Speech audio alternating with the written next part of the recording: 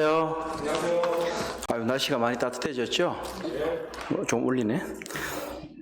오늘 모처럼 형제자매님들하고 이상용 형제님이 좋아하시는 순댓국집에서 밥을 먹었는데 쟤들끼리 먹어서 죄송합니다. 얼마나 땀이 많이 나든지 순댓국 턱을 먹었더니 나와가지고 감사하게 잘 먹었습니다. 오늘은 사무엘상 23장 6절에서 14절에 있는 말씀으로 내 인생을 지탱하는 하나님이라고 하는 제목으로 함께 말씀을 나누도록 하겠습니다. 먼저 화면을 좀 띄워주시겠어요? PPT. 예. 이게 여기 보시는 것처럼 이제 사무엘상의 전체를 조금 요약해 둔 건데 이건 제가 한 건 아니고 이 문범이라고 하는 분이 역사 지리로 보는 성경이라고 하는 제게 문제가 있나 보네요. 아니에요? 죄송합니다. 예. 역사 지리로 보는 성경이라고 하는 책에 나와 있는 도표입니다. 아시는 것처럼 이미 이제 사무엘상은 주인공이 세 사람이에요.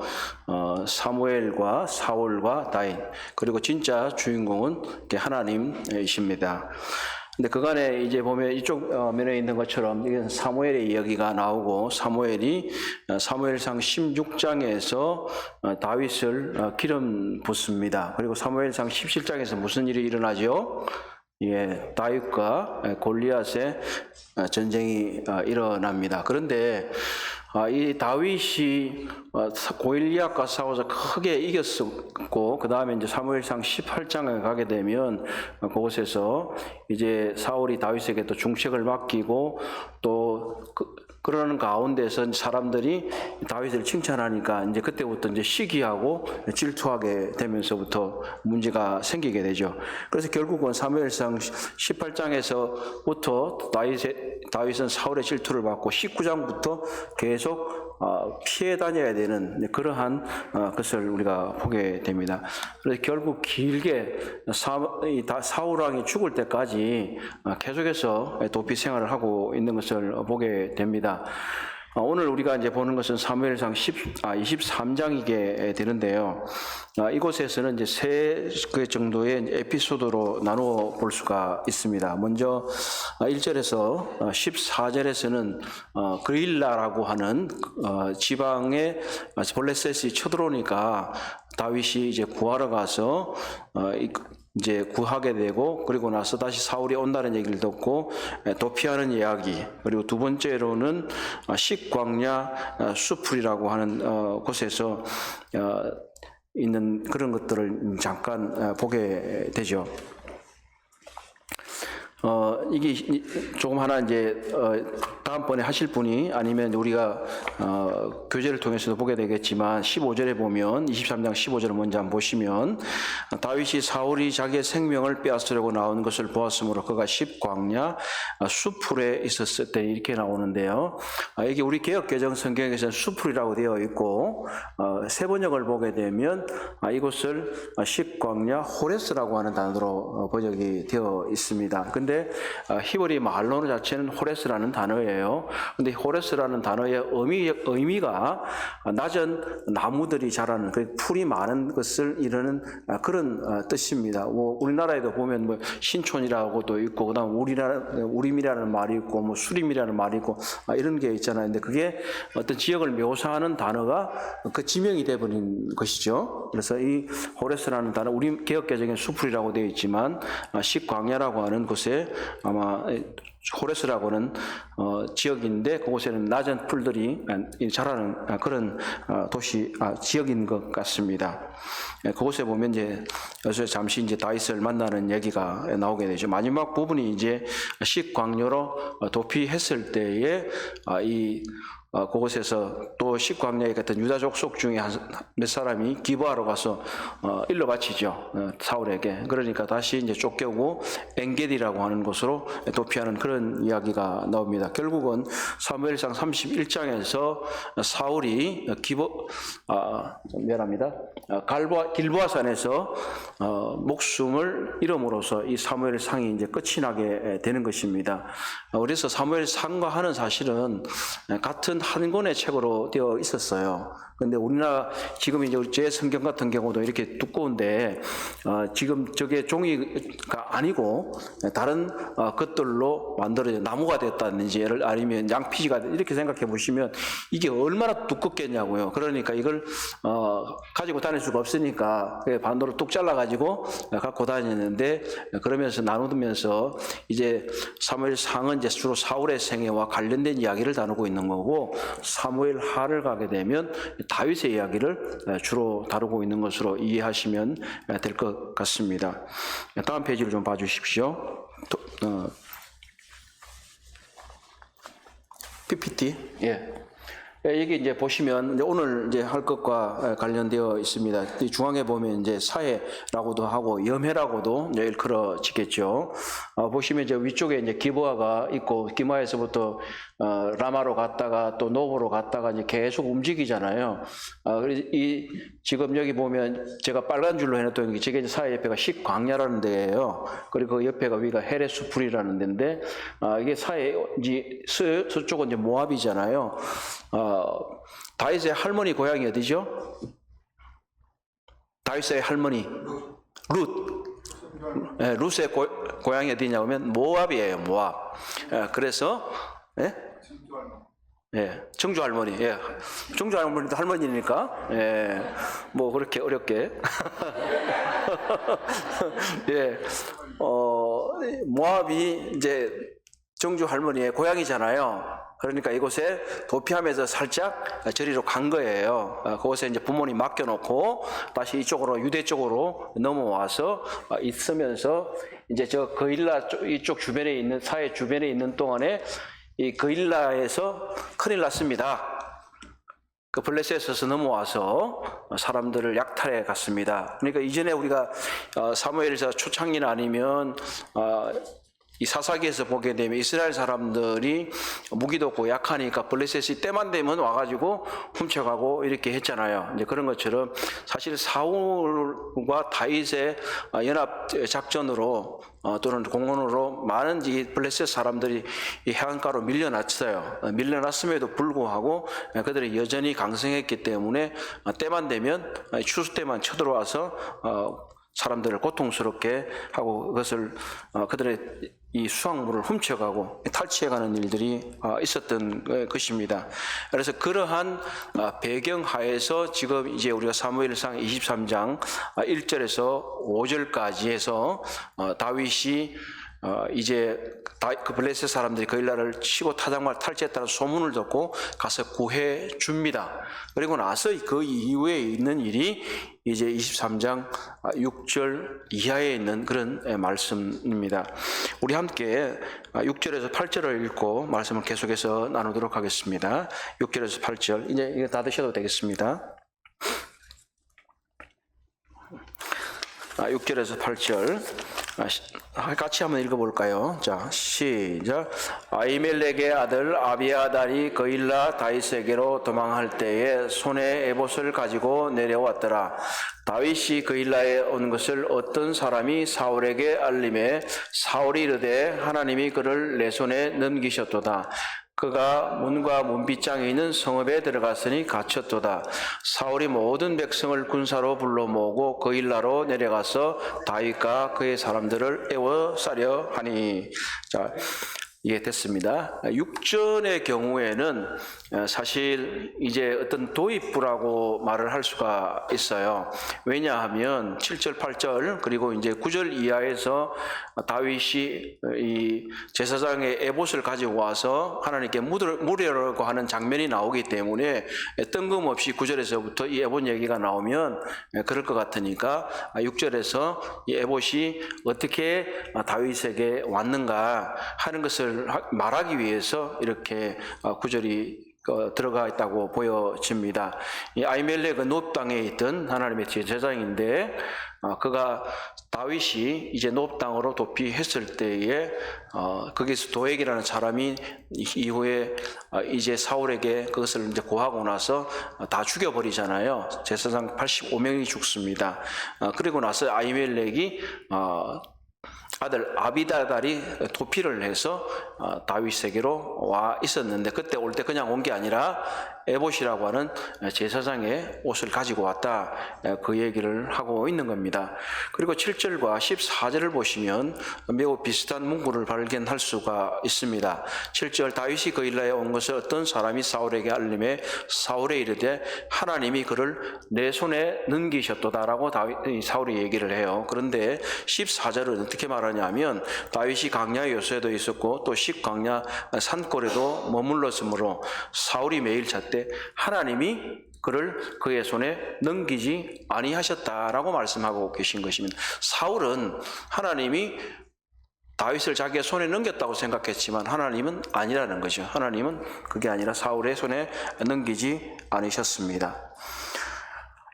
그일라는 이 아둘람이라고 하는 거 조금 전에 본 것처럼 한 4.8km, 5km 정도 되는 그런 지역이에요. 그래서 매우 그렇게 멀지는 않아요. 사실 이스라엘 땅을 가보신 형제자매님들은 아시겠지만 이스라엘이 그렇게 큰 나라는 아닙니다. 우리나라로 치면 면적상으로는 강원도보다 아마 조금 큰 것 같기는 해요. 강원도 비슷하거나. 그런데 그게 다만 우리하고 강원도와의 차이는 강원도는 이렇게 동글동글하게 감자처럼 생겼지만 이스라엘은 길쭉하게 이렇게 생겼기 때문에 차이가 있는 것이기 때문에 우리가 여기 역사서를 읽다 보면 막 엄청 멀리 갔나 보다 이렇게 생각할 수 있는데 그렇게 멀지는 않아요. 그래서 5km 하면 지금 얼마만큼 될 것 같습니까? 5km 하면 아마 부천 소사 갈라나요? 그 정도도 안 될 것 같은데 하여튼 그렇게 먼 거리는 아니에요. 근데 지금은 우리가 자동차가 있으니까 그렇지만 그들은 도보로 다니고 말이 있었다고 보여지지도 않아요. 보고 그리고 산이잖아요. 산이니까 우리보다도 훨씬 더 시간은 아마 많이 걸리지 않았을까 하는 생각이 듭니다. 여기서 이제 에봇과 관련해서 다시 한 번 더 우리가 살펴보려고 하면 조금 이따 다시 보기는 하겠지만 이 에봇을 가지고 묻거든요. 그런데 에봇에는 뭐가 있냐면 우림과 둠미님이라는 게 에봇의 흉패 가운데 들어가게 되어 있어요. 사무엘상 28장 6절에 보면 사울이 여호와께 묻자오되 여호와께서 꿈으로도 우림으로도 선지자로도 그에게 대답하지 아니하셨다 하는 말씀이 나옵니다. 그런 것처럼 이스라엘 고대 시대에는 아마 우리가 알 수 없는 방법이지만 이 에봇과 우림 둠밋으로 또는 이렇게 하나님께서 말씀을 하셨어요. 근데 오늘날은 그렇지는 않죠. 그래서 우리가 어떠한 이제는 무슨 물건이나 아니면 성물을 통해서 우리가 하나님께 응답을 받는다든지 이런 건 다 가짜입니다. 그렇기 때문에 어떠한 주술적인 것을 의지하는 것은 옳지 않습니다. 지금 현재 사무엘상 22장 2절에 보게 되면 22장 5절에 보게 되면 선지자 갓이 나와요. 22장 5절에 보면 사무엘의 이 다윗에게 선지자 갓이 있었어요. 그리고 이제 다윗에게는 이 대제사장의 에봇이 있었던 거죠. 그리고 다윗은 누구죠? 왕입니다. 그러니까 이 왕으로서 그가 통치할 수 있도록 선지자와 제사장과 왕이 이제 그에게 다 있는 것입니다. 비록 그가 광야에 있기는 했지만 이제 왕으로서 통치할 수 있는 기반이 만들어져 있다는 것입니다. 그러나 거기에 비해서 이 사울은 심짓 다른 것을 발견할 수가 있습니다. 조금 전에 제가 사무엘상 28장 6절을 읽었던 것처럼 이 사울은 하나님이 그에게 대답해 주지 않으셨어요. 그러니까 어떻게 합니까? 곳곳에 첩자를 뿌려요. 곳곳에 첩자를 지금 뿌려서 이제 사울이 여기서 지금 소식을 들었잖아요. 다윗이 그일라로 왔다. 그일라에 있다. 그러니까 잡을 절호의 기회가 왔다. 이렇게 된 거죠. 우리는 이제 보통 산성에 들어가면 안전하다 생각했는데 이게 거꾸로 말하잖아요. 이제 산성에 들어가 버렸으니까, 성에 들어가 버렸으니까 이제 포위만 하면 못 나온다. 너는 내 거다. 이렇게 되는 것이요. 그런데 사울이 하나 빼먹은 게 있어요. 뭐죠? 다윗이 그곳에 그일라에 있다는 게 중요한 게 아니고 다윗이 무엇을 했느냐는 거죠. 그일라가 탈취당했다는 소식을 듣고 다윗은 구하러 갔어요.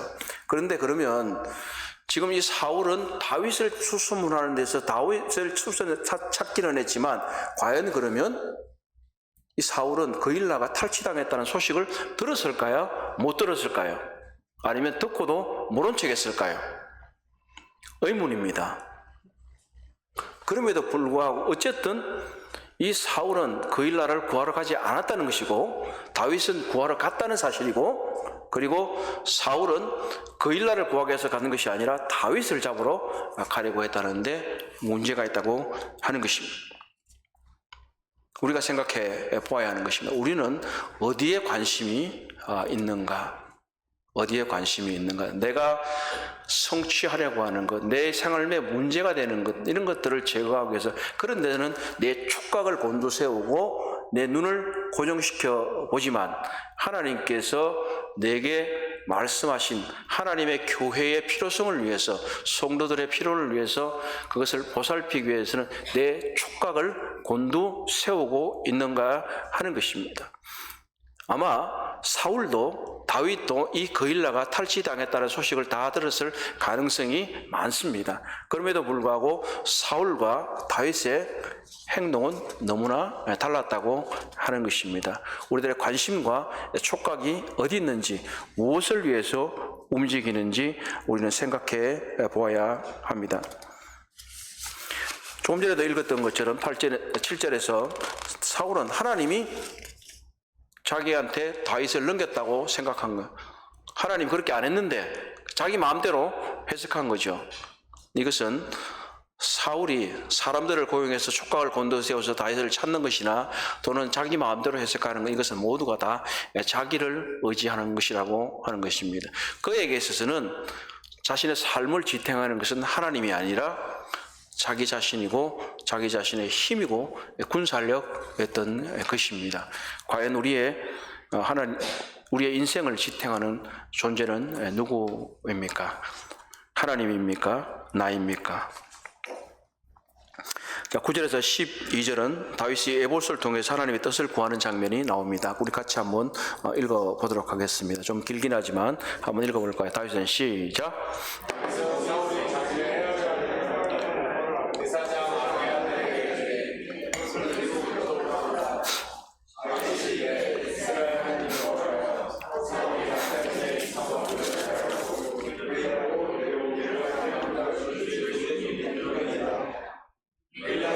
이 나를 그의 손에 넘기겠나이까? 주의 종이 들은 대로 사울이 내려오겠나이까? 이스라엘의 하나님 여호와여 원하건대 주의 종에게 일러 주옵소서 하니 여호와께서 이르시고 그가 내려오리라 하신지라. 다윗이 이르되 그일라 사람들이 나와 내 사람들을 사울의 손에 넘기네이까 하니 여호와께서 이르시되 그들이 너를 넘기기라 하신지라. 자, 이 장면에서 우리가 읽는 것은 이 다윗도 사실 사람을 풀어 놓았다고 볼 수밖에 없습니다. 왜냐하면 그도 이 자신들의 어떤 자신과 그들의 군사들, 그의 군사들을 위해서 어떤 첩보망들을 가동해야 하는 것이기 때문입니다. 그러나 여기서 짐짓 다른 건 뭐냐면 다윗은 그 소식을 듣고 자기가 스스로 참모들을 불러 모아서 회의하고 어떻게 하면 좋겠냐고 물어본 게 아니라 제사장들로 에봇을 가져와라. 그리고 우리 하나님께 물어보자라고 했다는 것입니다. 그 차이가 거기 있는 거예요. 그래서 하나님께서 답을 주시기에 내려온다. 사울이 내려올 것이다. 그리고 두 번째는 뭐죠? 그일라 사람들이 너를 그 사람들에게 넘겨줄 것이다. 이렇게 한 거죠. 이전에 우리가 말씀에서도 읽은 것처럼 노브 땅에 있는 사람들이 이제 노베 제사장이 아히멜렉이 숨겨진 이후로 아히멜렉만 죽은 게 아니라 그 집안 사람들이 다 죽어 버렸잖아요. 그러니까 아마 이 소문을 이 거일라 사람들도 들었었겠죠. 그렇기 때문에 이제 만약에 비록 다윗이 자신들을 구해주기는 했지만 만약에 다윗을 도와주게 된다면 그들도 죽음을 면하지 못하리라고 하는 생각들을 했을 수 있었겠습니다. 그렇기 때문에 이러한 것이 그일라 사람들이 넘겨줄 것이라고 하는 지극히 평범한 사람들의 이야기를 지금 해주고 있는 겁니다. 다윗은 어떻게 했습니까? 이 하나님의 말씀을 듣고 그일라 사람들을 배은망덕하다라고 생각하고 그들을 멸절하거나 이렇게 하는 게 스스로 그곳을 나오지 않습니까? 나오게 되는 것입니다. 우리들은 이러한 면에서 생각해 볼 것은 비록 우리가 우리 자신의 일들을 하고 또 하나님의 사람들을 돕고 또 어떤 경우는 우리에게 힘에 지나는 것들을 했을 때 거기 돌아오는 것이 어떻게 보면 배은망덕하고 또 어떻게 보면 참 잘못된 것들이 우리들에게 대갚음을 당한다 할지라도 우리는 여전히 하나님의 사람들이고 다윗은 여전히 그들의 왕이었던 것, 이미 기름을 부음 받았기 때문에 그들의 왕이기 때문에 그들은 배신을 당한다 할지라도 왕으로서 이 그일라 사람들의 생명을 보존해야 할 만한 목자로서의 책임을 가지고 있었던 것입니다. 그렇기 때문에 그는 그곳을 그대로 두고 빠져나오게 되는 것입니다. 자, 이제 그 얘기를 잠깐 한번 보도록 하겠습니다. 자, 우리 13절과 14절의 말씀을 한번 보시죠. 13절과 14절 같이 읽도록 하겠습니다. 시작. 다윗과 그의 사람 600명 가량이 일어나 그일라를 떠나서 갈 수 있는 곳으로 갔더니 다윗이 그일라에서 피한 것을 어떤 사람이 사울에게 말하며 사울이 가기를 그치니라. 다윗이 광야 요새에도 있었고 또 식광야 산골에도 머물렀으므로 사울이 매일 찾되 하나님이 그를 그의 손에 넘기지 아니하시니라. 만약에 지금 이 그일라성에서부터 나와서 다윗이 식광야와 여러 곳으로 지금 피난다니는 것이 그냥 고통의 연속이고 우리 인생은 고해다라고 생각만 해서 이게 문제라고 어려움이라고 생각하면 정말 너무나 어렵지 않겠습니까? 그러나 이 다윗에게서는 이미 그것이 그에게 약속된 왕으로서의 통치 수업을 받기 위한 하나의 수단이고 길이었다고 하는 것입니다. 우리의 인생 행로도 어떻게 보면 그런 것입니다. 우리들이 오늘날 그리스도인으로서 또는 하나님의 교회의 일꾼으로서 일하고 수고할 때에 단순히 우리가 당하는 고난이나 어려움이나 사람들로 받게 되는 냉대가 우리 자신을 향한 것이 아니라 하나님의 사람으로서 빚어져 가기 위한 하나님의 계획의 일부분이라고 생각한다면 우리들의 마음가짐은 매우 달라지리라고 하게 됩니다. 여기서 재미있는 표현 중에 하나가 13절에 다윗과 그의 사람 600명 가량이 일어나 그일라를 떠나서 갈 수 있는 곳으로 갔다 하는 표현이 있습니다. 갈 수 있는 곳으로 갔다. 이게 무슨 말일까요? 도망갈 수 있는 대로 갔다 이 말입니다. 사람들이 잘 없는 곳, 도피하기 쉬운 곳, 그러니까 척박한 곳이죠. 결국은 여기서 보면 식광야든지 헤레 수풀이든지 이런 데가 모두가 다 척박한 곳이고 산지고 이렇습니다.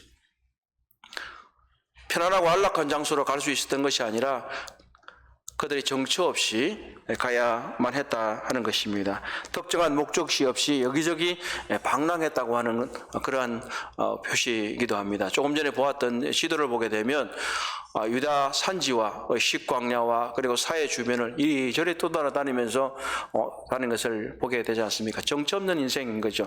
사실은 어떻게 될지도 모르는 것이잖아요. 한 10년 가까이를 그렇게 다니게 됩니다. 근데 이제 그일라에서 사울에게 말하니까 사울이 이제 가기를 그쳤어요. 그런데 사울 자신은 안 갔지만 어떻게 하냐면 14절에서 사람을 풀어서 계속 찾았어요. 계속 찾았어요. 계속 찾아서 이 다윗이 있던 수풀이 됐던 관목이 있는 장소든 산지가 됐던 어디든지 그렇게 찾으려고 했다고 하는 사실이에요. 사실 어떻게 보면 산에 숨으면 잘 찾기 힘들잖아요. 산에 숨으면 힘들어요. 이게 산에 많이 가시는데 산에 들어가 버리면 잘 못 찾아요. 범죄자들도 보면 가끔 가다가 산으로 가버리거든요. 그러면 거기다 골파고 있으면 못 찾아요. 그렇기 때문에 어떻게 보면 이 구절들 속에서 사울이 못 찾은 이유가 지형이 험해 서이거나 찾기 어려운 장소에 있기 때문에 사울이 다윗을 찾지 못했다고 생각할 수 있습니다. 그런데 이 사무엘상을 기록한 저자는 뭐라고 말해서 마지막에 사울이 매일 찾되 하나님이 그를 그의 손에 넘기지 아니하셨다 이렇게 말씀해요. 우리가 조금 전에 읽었던 7절에 있는 말씀, 사울은 이르되 하나님이 그를 내 손에 넘기셨도다 이렇게 호언장담했지만 14절에서는 하나님이 그를 사울의 손에 넘기지 않으셨다라고 말씀하신 것이죠. 우리들의 삶 가운데서 하나님께서 우리들에게 향한 분명한 계획이 있고 하나님께서 우리를 사랑하시기 때문에 우리를 사단의 손에 넘겨주지 결코 않으십니다. 하나님 우리를 사랑하시고 우리를 보호하시고 하나님의 목적을 이루는 그 순간까지 우리를 지키시는 분이 하나님이십니다. 하나님께서 다윗을 지키셨던 것처럼 오늘 여전히 하나님은 우리를 지키고 계십니다. 하나님께서 우리를 향하신 그 계획과 그의 목적에 걸맞게 우리를 인도하실 것입니다. 다윗은 광야에서, 산에서, 숲풀에서 그 인생을 정처 없이 방황하는 것처럼 보였지만 그는 이미 기름 부음 받은 왕이었고 때가 되면 그 기름 부은 왕에 대해서 통치를 시작할 것입니다. 우리는 하나님의 자녀이고 현재는 이 땅에 살고 있지만 우리 주께서 재림하시면 우리는 왕의 유업을 이을 자들입니다.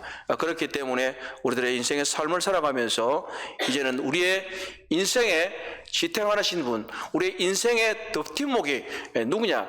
내가 아니라 바로 하나님이다. 하나님이 내 인생을 인도하시는 분이다. 지탱하시는 분이다. 이 생각을 가지고 우리는 살아야 합니다. 오직 하나님만이 나의 주시다. 나는 나 자신을 의지하는 것이 아니라 하나님을 의지하고 하나님께 물어보는 삶, 하나님께 의지하는 삶, 내 생각과 내 지혜대로 내가 잘났으니까, 내가 많이 아니까가 아니라 겸손하게 항상 하나님께 무릎 꿇고 그가 에봇을 가지고 물어보았던 것처럼 오늘날 우리가 그렇게 하지는 않지만 정말 홀방에 들어가서 하나님 이 일에 관해서 제가 어떻게 하면 좋겠습니까? 어떻게 하나님의 지혜대로 행할 수 있겠습니까? 이것이 우리들의 올바른 태도가 아니겠습니까?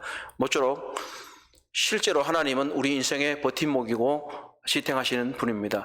그리고 이제 실제로 그것을 우리가 그렇게 삼아서 살아가야 하겠습니다.